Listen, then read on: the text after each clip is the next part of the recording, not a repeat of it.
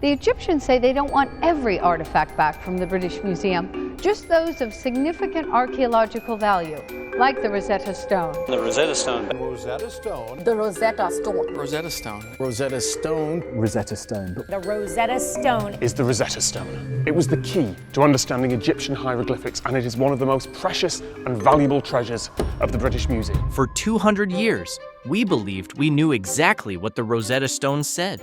Scholars translated it, textbooks printed it, museums framed it, case closed. But when an AI model was recently trained on the full trilingual inscription, it flagged something that every human expert had walked straight past. The hieroglyphic text and the Greek text are not saying the same thing, not in the passages that matter most. The meaning we've taught generations of students may only be the surface layer. And beneath it, ancient scribes may have encoded something else entirely, for an audience nobody suspected. What the AI found inside this 2,200-year-old stone is forcing Egyptologists to reopen a question they thought was answered in 1822. The stone that rewrote history. More than 2,000 years ago, deep inside a workshop somewhere in ancient Egypt, a group of highly trained scribes picked up their tools and began carving a message into a slab of dark granodiorite rock. They were not carving for themselves. They were carving for kings, for priests, for future generations, for an audience they could not name and could not imagine. And what they left behind would sit buried, cracked, and silent beneath the Egyptian soil for nearly 15 centuries. Until one summer afternoon in July of 1799, a French soldier's spade struck something hard in the mud near the Egyptian port town of Rosetta.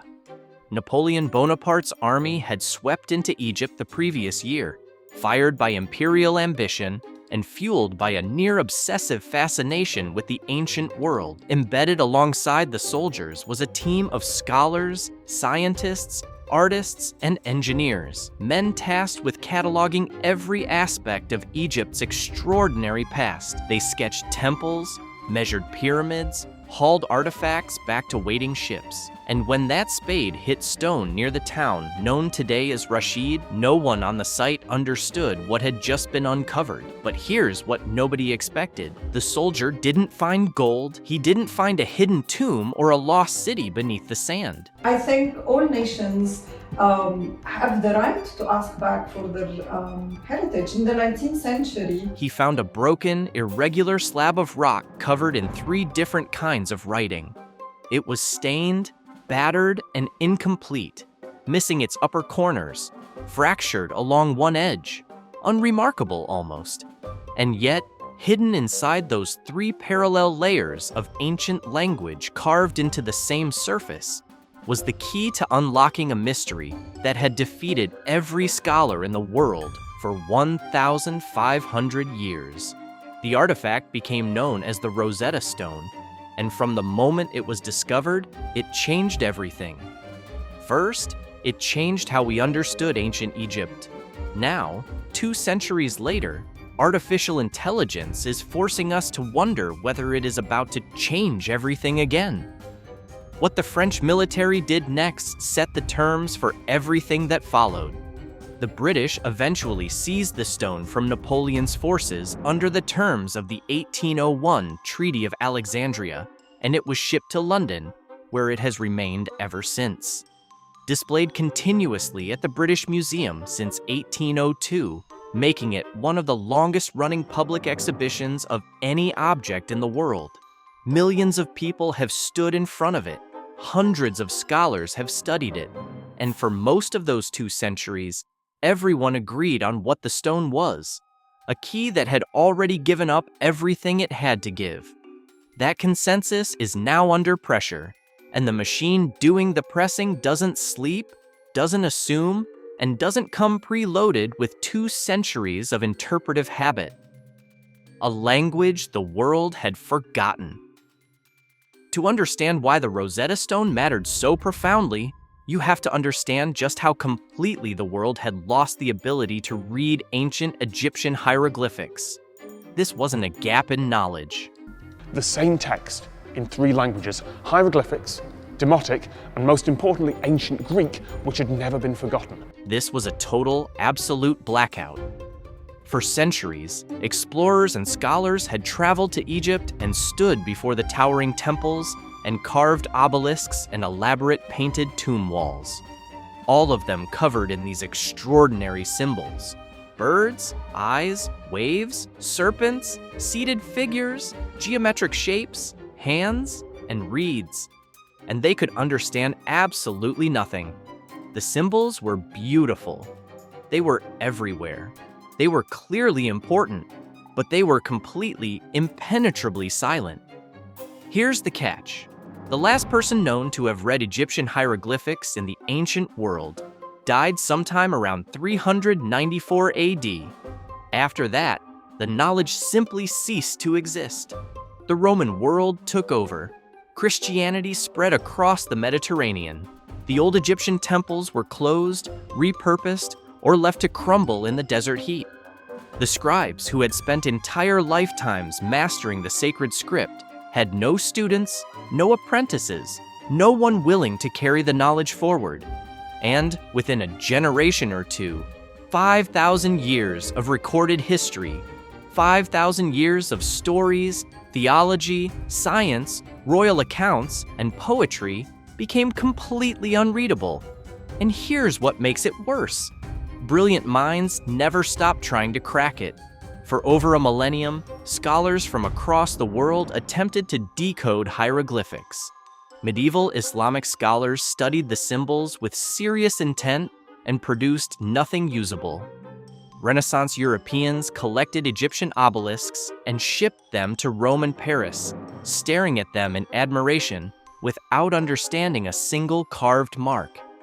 By the 1700s, some of the most celebrated academic minds in Europe had published lengthy, detailed explanations of what they believed hieroglyphics meant. They were confident, they were thorough, and they were almost entirely wrong. The most persistent mistake was assuming hieroglyphics were purely symbolic, that each image stood for a concept, not a sound. Scholars wrote entire volumes explaining that a hawk represented the soul, a circle meant eternity, a serpent meant danger. It was poetic. It felt profound and mysterious in all the right ways. It was a complete dead end. The truth was far more complex. Hieroglyphics were not an artistic code. They were a sophisticated writing system, combining phonetic signs, symbols representing sounds, with ideographic elements and semantic classifiers. A bird might represent a specific spoken sound in one context and serve as a category marker in another. The system had interlocking layers, and without a key to connect those layers to a known language, there was no way through. For 15 centuries, the wall held firm, and then, in the mud near a small Egyptian port town, a French soldier's spade cracked it open. Just a little, just enough. But what the algorithm would find inside that crack 2 centuries later is something nobody in 1799 could have predicted, and nobody in 1822 thought to look for. 3 scripts, 1 message. When French scholars first examined the stone, what struck them wasn't just the age of the artifact. It was the structure of the inscription itself. The stone didn't contain 1 script. It contained 3. At the top, hieroglyphics, the formal sacred script used for religious ceremonies and royal monuments.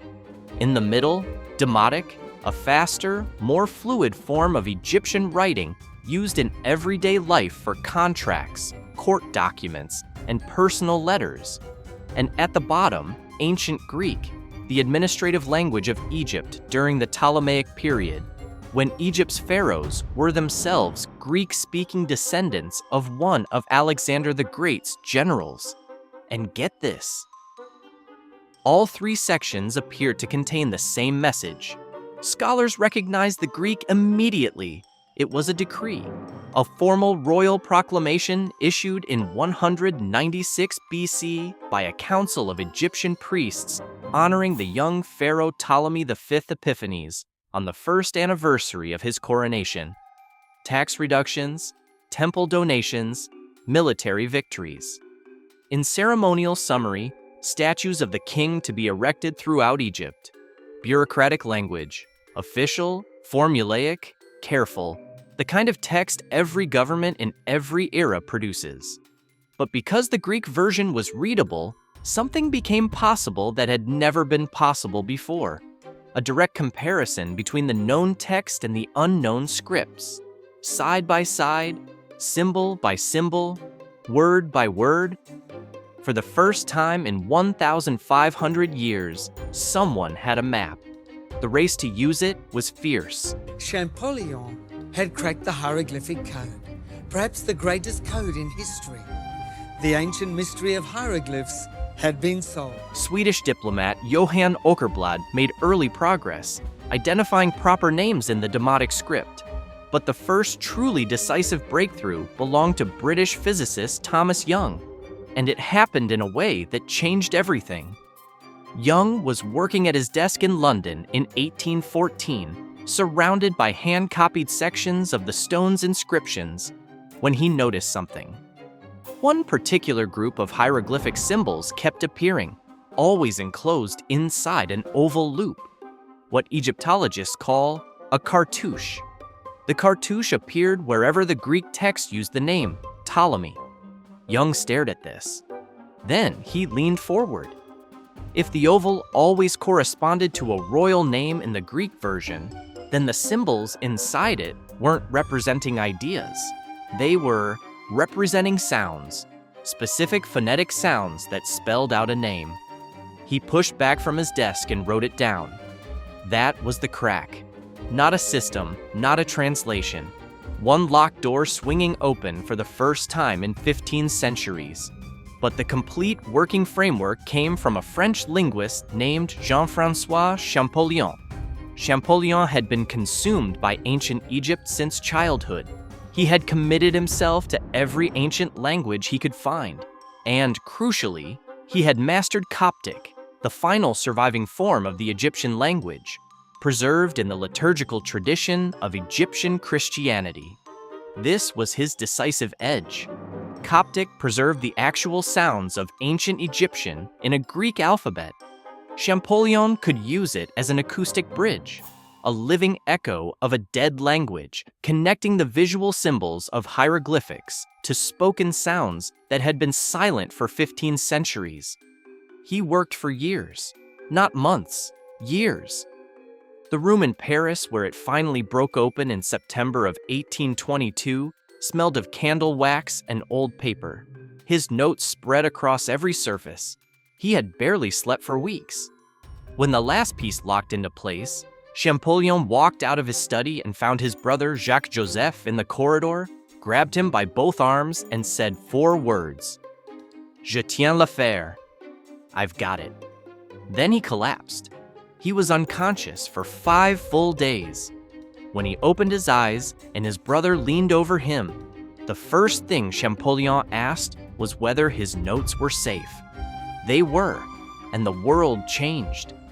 If you want to keep following stories like this, where ancient history and modern technology collide in ways nobody anticipated, subscribe right now and hit the bell. Because what Champollion unlocked in 1822 is only the beginning of what this stone has to tell us. And the next part of this story is where it gets genuinely strange. What the stone said and why it wasn't enough. Once the decipherment was complete and scholars translated the full text, the results were thoroughly anticlimactic. No hidden wisdom, no lost doctrine, no secret ritual. The Rosetta Stone, the artifact that had unlocked the entire written world of ancient Egypt, was itself just a bureaucratic memo, a priestly council formally honoring a teenage king on the anniversary of his coronation, tax policy, temple donations, military campaigns, and ceremonial summary, case closed. For 200 years, that verdict held. Textbooks repeated it, museums displayed it. The Rosetta Stone was historically invaluable as a linguistic key and personally unremarkable as a document. everyone agreed. Everyone moved on. But here's what nobody expected to happen in the 21st century. A computational linguistics model would point itself at that same text, the same decree everyone had read, translated, cited, and shelved, and surface something that 200 years of human scholarship had completely missed.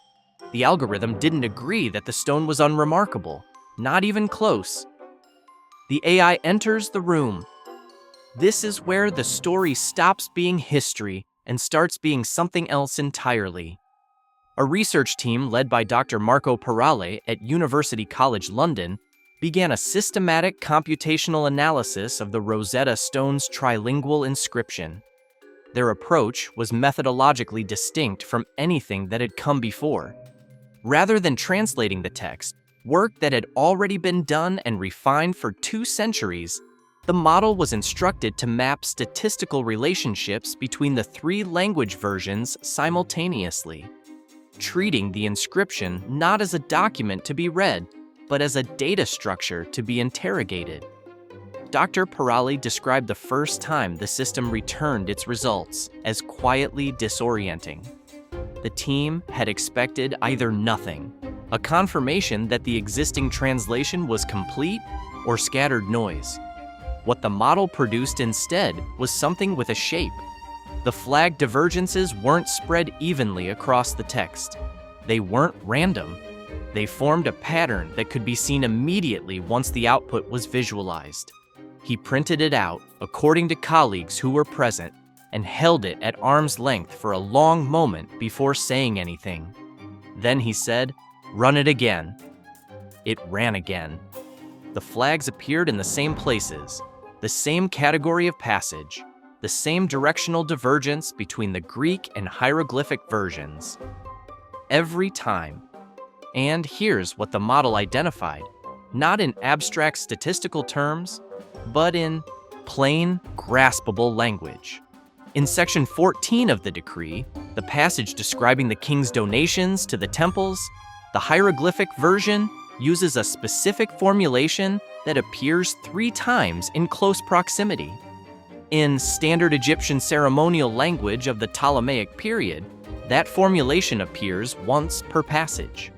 Repetition of that specific construction in priestly administrative texts signals a legal binding clause, a formal commitment carrying contractual weight, not merely honorific language. The Greek text at the same location uses a single honorific phrase, gracious, routine, the kind of sentence a speechwriter produces on autopilot. So here is the gap, specific, concrete, and strange. Where the Greek says the king gave generously to the temples, the hieroglyphics section appears to say the king is bound to give to the temples, permanently, formally, and in a way that carries legal force under priestly law. That is not a translation difference. That is not grammatical variance between languages. That is a different message delivered in the same document at the same point to 2 different audiences. And here's what makes it genuinely strange. The divergences don't appear randomly throughout the text. The algorithm identified that they cluster in a specific category of passage. Every instance where the decree touches the relationship between royal authority and priestly economic rights.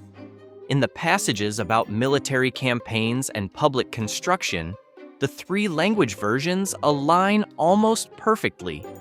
But the moment the decree discusses temple authority, priestly land rights, and the limits of royal power over sacred property, that's where the model consistently identified structural divergences with no linguistic explanation. The system identified a pattern, a deliberate one, 17 instances, same category, same direction. What the patterns mean? In ancient Egypt, layered communication in official texts would not have been unusual if it was intentional. Egyptian scribes were among the most educated professionals in the ancient world. They trained for decades. They mastered not just the mechanics of writing, but the art of what scholars called diglossia, the ability to use language differently for different audiences within the same document. But here's the catch. No one had ever looked at the Rosetta Stone through that lens before. The universal assumption was that the three scripts were faithful translations of each other, equivalents. The model didn't make that assumption. It treated the three versions as three independent texts and asked a simple question. Do they agree? They didn't. Not always. And not in the places that mattered most politically. What the algorithm appears to have surfaced is a negotiation encoded inside a ceremony. Scholars have long understood that the Ptolemaic pharaohs were navigating an extraordinarily delicate situation. They were foreign rulers, Greek-speaking descendants of a Macedonian general, trying to maintain legitimacy with an ancient, deeply conservative Egyptian priestly class that held enormous institutional power. The priests controlled the temples controlled vast agricultural lands, workshops, and economic infrastructure. The pharaohs needed the priests' public endorsement. The priests needed guarantees. And here's what nobody had considered before the model ran. Those guarantees may have been written directly into the Rosetta Stone, not in the Greek administrative text that everyone studied, but in the hieroglyphic layer that only the priestly class could fully interpret. The stone may not have been one decree. It may have been two different deals written on the same rock for two different rooms. The debate among scholars. Not everyone accepts this, and the pushback deserves serious weight. Several prominent Egyptologists have offered pointed critiques of the computational analysis. Dr. Penelope Wilson of Durham University, one of the leading specialists in Ptolemaic priestly texts, has argued publicly that phrase repetition in hieroglyphic ceremonial language is far more stylistically conventional than the model appears to account for. Egyptian scribes used formulaic repetition as a rhetorical device, not necessarily as a legal or coded signal. Without a much larger corpus of comparable Ptolemaic-era priestly decrees analyzed by the same model under the same conditions, she argues, the statistical baseline is too narrow to support the divergence claims. The central objection is methodological. AI systems trained to detect patterns will find patterns, whether those patterns are meaningful or coincidental. A sufficiently powerful model applied to any ancient text will surface statistical anomalies. The question isn't whether anomalies exist, they always do. The question is whether they're intentional, and whether intent can be inferred by an algorithm working across a cultural gap of 2,000 years. And here's where it gets genuinely complicated. The model's training data matters enormously. Modern large language models learn from existing scholarship. Scholarship already mediated through centuries of human interpretation, all of which carries embedded assumptions about what ancient texts are and how they work. When the system flags a phrase as statistically unusual, it's comparing that phrase against patterns learned from other texts. But if those other texts were themselves imperfectly understood, the AI's comparison may be built on a foundation that's shakier than it first appears. But wait, here's what even the skeptics have conceded. The model identified specific textual features, particular phrase clusters, particular cross-language divergences in passages about temple authority and priestly economic rights that the existing scholarly literature has not adequately explained using conventional linguistic analysis. The debate isn't whether those features are present, they are. The debate is what caused them. And that debate, which has been dormant for 200 years, is now fully alive. In the long history of archaeology, the most important discoveries have almost always started as something that had no business being there. What it would mean if the more ambitious interpretation holds. If careful future scholarship confirms that the Rosetta Stone was deliberately constructed with layered communicative purposes, the implications stretch far beyond a single artifact in London. Every major inscription from the Ptolemaic period would need to be subjected to the same computational scrutiny. Hundreds of established translations would be open to revision. decades of historical interpretation would need to be revisited. The model isn't just suggesting we misread one decree. It's suggesting we may have misread an entire category of ancient political communication. It would force a fundamental reassessment of the ancient Egyptian priestly class, not just their literary sophistication, but their institutional power. The idea that religious officials could engineer a formal royal proclamation to serve their own interests, while appearing simply to honor their king, suggests a level of strategic intelligence that traditional histories have consistently underestimated. These were not passive administrators. These were architects of political language, sophisticated enough to fool 2 centuries of modern scholarship. And it raises a question about the Ptolemaic pharaohs themselves, Greek-speaking rulers holding together a kingdom of extraordinary cultural complexity. If they participated in the layered construction of their own official documents, that's not awkward cultural imitation. That's sophisticated political theater performed in 3 languages simultaneously for 3 different audiences on one piece of stone. It suggests that the famous cultural synthesis of the Ptolemaic period, Greek rulers performing Egyptian rituals, building Egyptian temples, commissioning Egyptian art, was not merely performance. It was negotiation, ongoing, careful, and encoded directly into the monuments they left behind. The algorithm surfaced that possibility. It didn't invent it. The stone was always carrying it. The stone still speaks. It sits today in the British Museum in London, inside a climate-controlled case under precise conservation lighting, a broken slab of dark granodiorite, roughly the size of a large gravestone, covered in 3 bands of ancient text. Thousands of visitors pause in front of it every single day. Most look for about 45 seconds. They read the label, they take a photo, then they move on. They think they know what it is. For 2 centuries, the Rosetta Stone has been celebrated as a key. The key that unlocked the ancient Egyptian written world and gave humanity back a lost civilization's voice. That story is completely true. Champollion's decipherment remains one of history's most remarkable intellectual achievements. The stone really did break open 15 centuries of silence. But now, the key itself is under examination. And what the model identified, what the algorithm surfaced in those phrase clusters and cross-language divergences, is the possibility that the Rosetta Stone was not simply a linguistic bridge.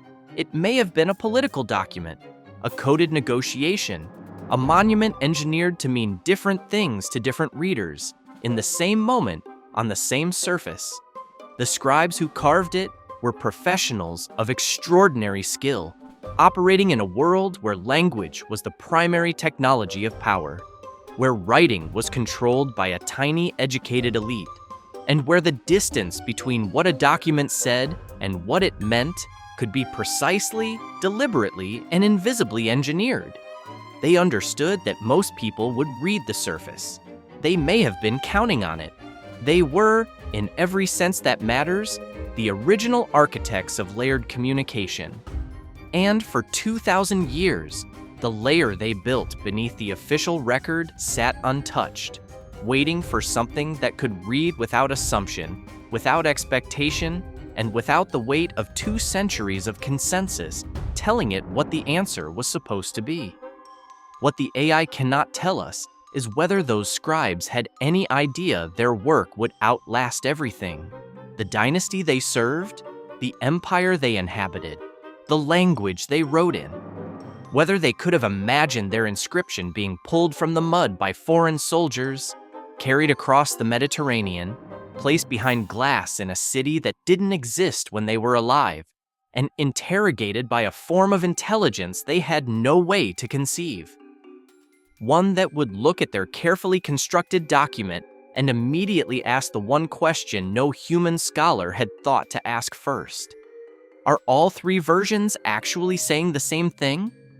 What the model can tell us, what it has already told us, is that the translation we've been pointing to for 200 years as proof that we cracked the code may be only the most visible layer of what's actually carved into that stone, the layer anyone could read, the layer designed to be read by anyone. The ancient world left us a stone and a question it was never fully asked to answer. It left us a language we had to fight for over a century to recover. And now that we've recovered it, that line, that hard-won translation, that 200-year triumph of human scholarship, the stone is asking one more question. What if you only ever read the version they wanted most people to see? If this story made you think differently about what we know and what we only think we know, subscribe and hit the bell.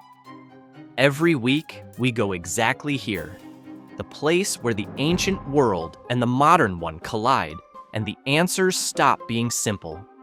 The Rosetta Stone has been waiting 2,000 years to be properly and fully understood. Something tells us we're really only just getting started.